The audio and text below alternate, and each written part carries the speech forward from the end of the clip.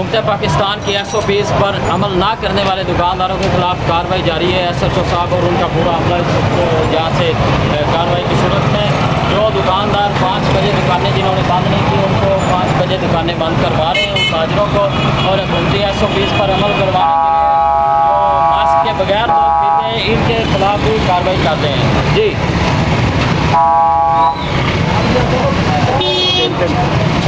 चलो ओके।